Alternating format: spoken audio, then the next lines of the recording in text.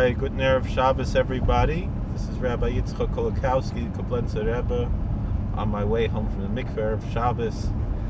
And last night, I had a tremendous schus, we say, a merit, a schis, to speak for the library in Warwick, and it was a very nice program we had on Zoom last night.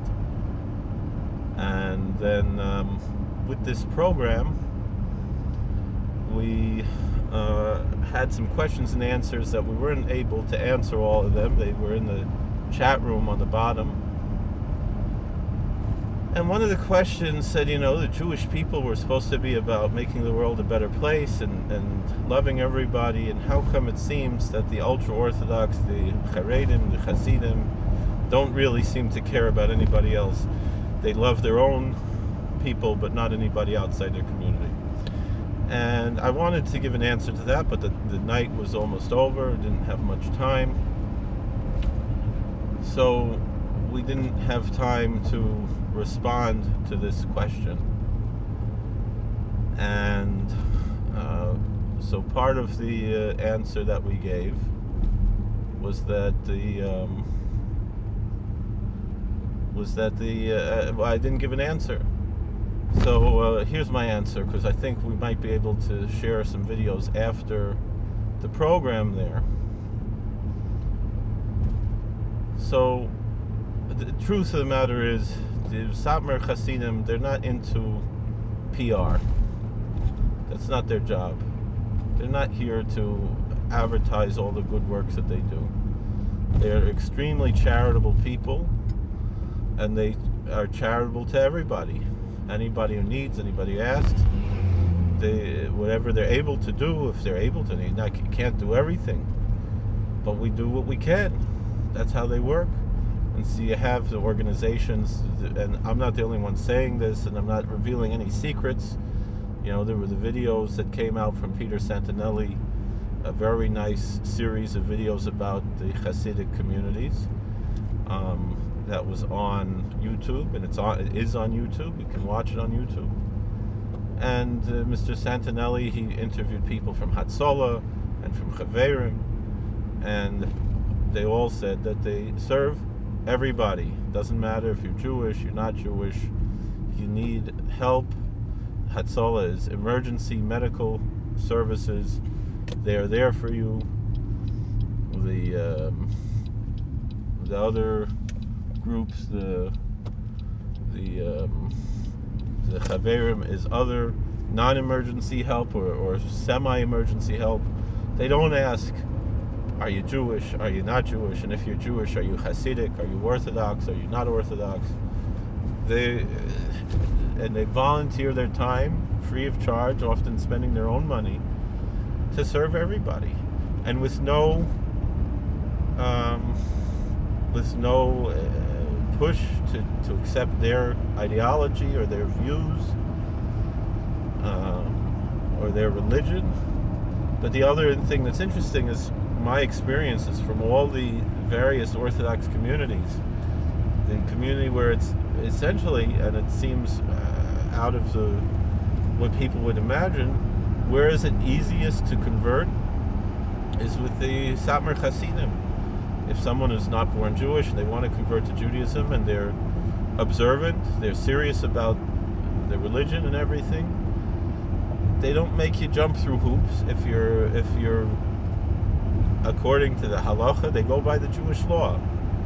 If you're ready to convert, I was on a Bezdin with a Dayan from Satmar, and the woman who wanted to convert was like cursing us out and using very foul language, and we still converted her, and it was a very big Dayan.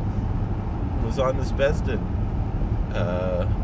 Dayan is a rabbinical judge, very major, scholar, very pious person, a fine person, respectable person, a great rabbi, and this is what happened.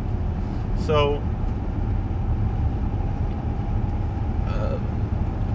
this, that people say, well, the Hasidim, they only take care of their own, they only care about it. It's just not true. Now, you might want to make arguments that they have views that are different than other people about things. They might be more libertarian, perhaps. But my view personally is that to be more libertarian, that helps everybody, because you're giving everybody more liberty, and then people can grow and make their own decisions and have their own responsibilities, and be responsible for themselves, self-government, without I think personally I think that's a positive thing. And if people think, oh, the Hasidim, they're getting away with something, I don't think, if there's something politically, I don't know, I'm not going to make any examples. I would hope that these same liberties would apply to anybody else. And not only that, but I remember, a pastor coming up to me in Monticello and saying, how do I make a community like Kiryas Joel for my religious group? And the truth of the matter is, in New York State, you have 500 people, you form a village. It's just how it is. You just need the people. If you have the people, you do it. That's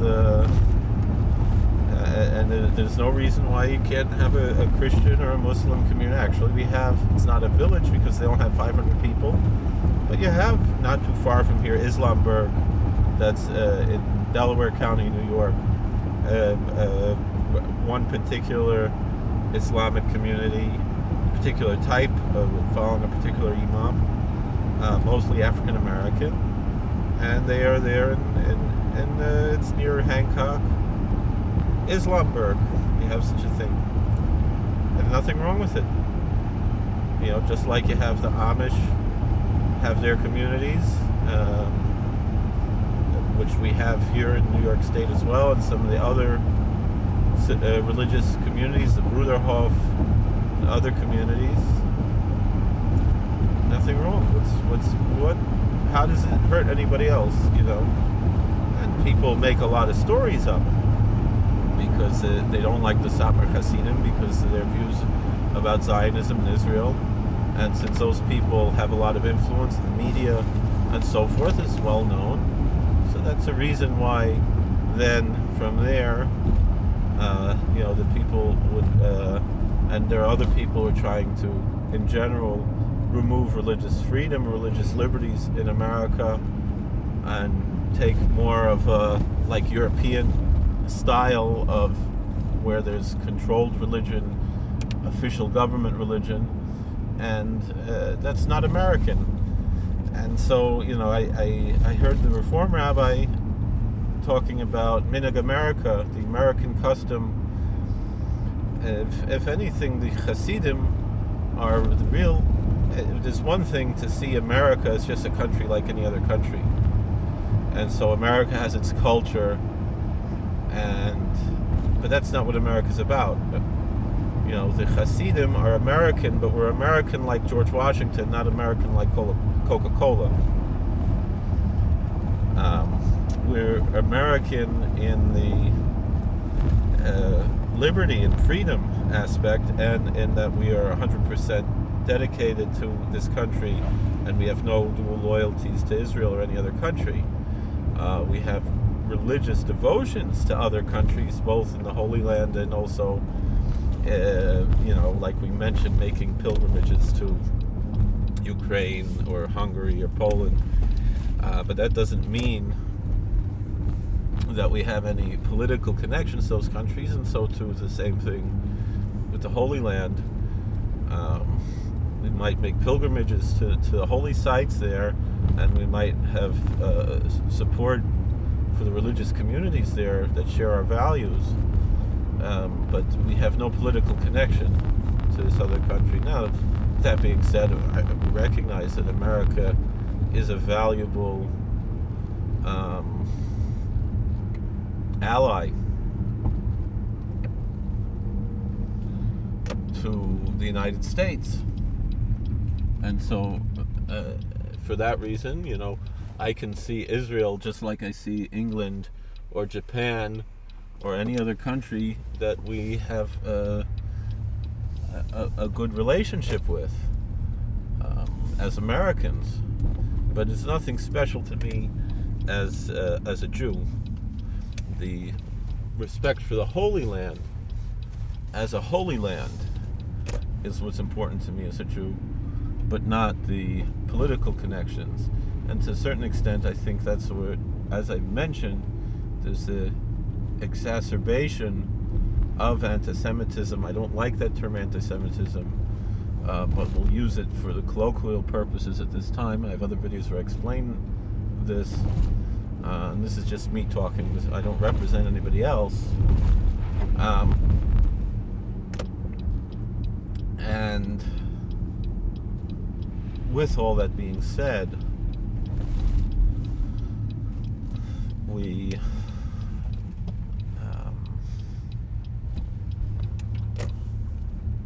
have this approach, but we respect others. We recognize that other people have other views different than ours, and that's fine. And we ask for that same respect. I'll tell you a story that I saw in Kiryas Joel. Because there's the Yiddish farm in Goshen, which is a interdenominational farm that has Jewish activities. And there was a young lady who was visiting from the Yiddish farm, shopping in Kiryas Joel, and she was wearing a religious garment that in our circles only a man would wear. And she was wearing it quite conspicuously over the rest of her clothing, and she was dressed in a manner very differently than the women and girls dress in Kiryas Joel, and nobody said anything to her. Whereas I've been to, I remember visiting a supermarket, and this was a supermarket in Kiryas Joel. I remember being at a supermarket in another community in Rockland County and being yelled at and being told, "Oh, go back to Muncie, you don't belong here." And even I think one time I was wearing a baseball cap because I didn't want to offend the locals. I wanted to try to fit in a little bit, and yet I was accosted. And I don't even live in Muncie. I was told, "Go back to Muncie," and it's nearby where I work, a ShopRite store, and it happened more than once. And yet so that's my experience in a secular environment, and yet in the more religious neighborhood, there was someone who was, and there's no reason why in a secular environment you should be offended for seeing a Jew with a beard and a baseball cap. I had my payas maybe under the baseball cap, whatever, and I was accosted. But here, this young lady was doing something that was offensive, and yet because nobody cares. We're not. It's not a community that's easily offended. You might see this vision. If you remember South Park, and Kyle's mom was offended by everything. That's what you find in the liberal left-wing Jewish world. Get offended by everything. We don't get offended. We just want to live our lives, and like the Christians say, live and let live. That's more or less the approach that we have, and we're not hurting anyone else. But then people make it sound like, they're poisoning our wells. These old canards, they come out, but it is what it is. And so I remember one of my rabbis who didn't grow, he's not a Satmar Chassid, he's more of the modern Orthodox. Really, he's a conservative rabbi, actually, a rabbi in a conservative synagogue, an Orthodox rabbi. He served the conservative egalitarian synagogue. He's retired now. Big scholar, great man, a Chassid also, a Breslover Chassid. And he's a sefer, he's a scribe, and he's living in Muncie for a time, and the modern Orthodox, they said, maybe we can give you one challah and a little bit of grape juice every Shabbos, but don't ask for anything more. And the Satmar Hasidim, in the middle of the night, they found out about him, and they would give him food and money and everything. And he said, why aren't you advertising this? He wasn't one of theirs. And they said, we're not interested in, everybody hates you, but look at how good you are.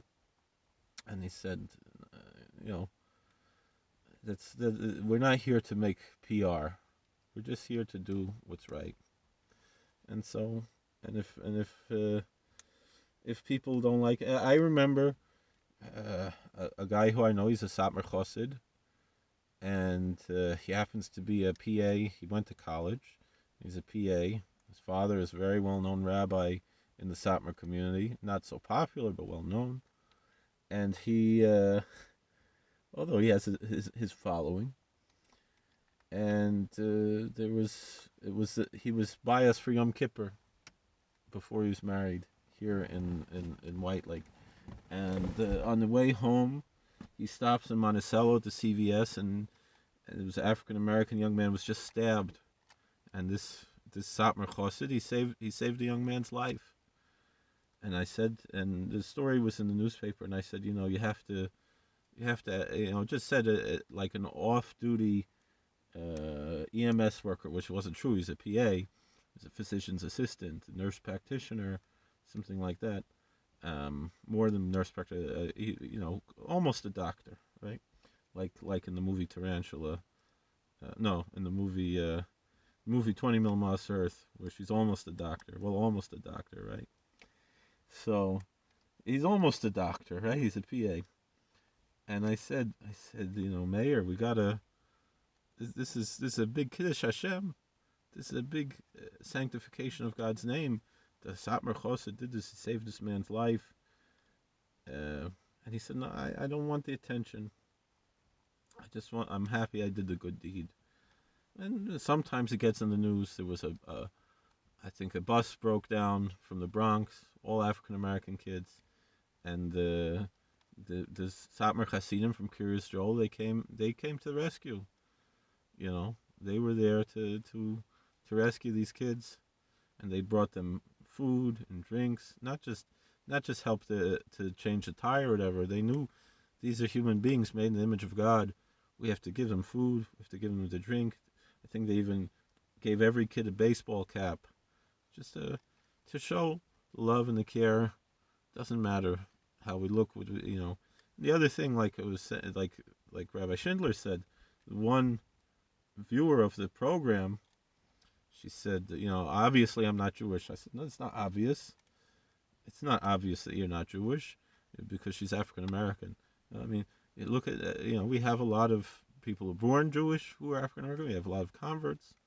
Nissim Black, Hasidic Jew with a Streimel, and he's not the only one, but he's a rap star.